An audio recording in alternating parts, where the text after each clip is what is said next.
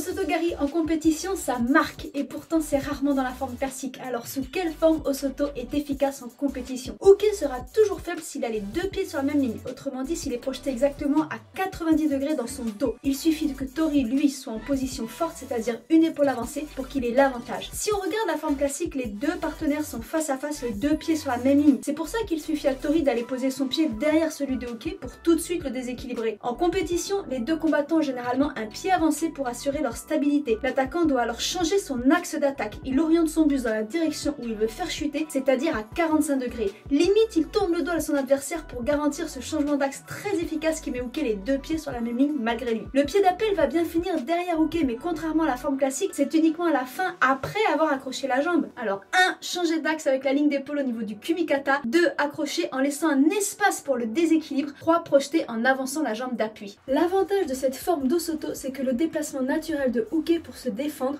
peut être directement utilisé pour conclure la projection dans un pseudo Araigoshi, je sais pas comment on peut l'appeler. Si le haut du corps est bien contrôlé, bien désaxé, Uke ne peut rien faire.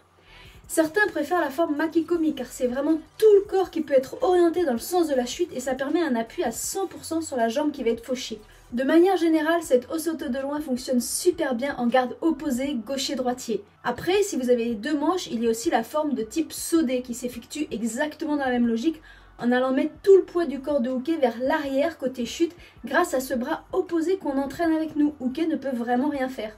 Dans tous les cas, la réussite de cette technique va vraiment se jouer sur l'axe de votre kumikata, ou je devrais plutôt dire le désaxe de votre kumikata, et votre capacité à viser ce que j'appelle le trou, c'est-à-dire vraiment l'espace de déséquilibre dans le dos de Uke. Alors maintenant, à vous d'essayer.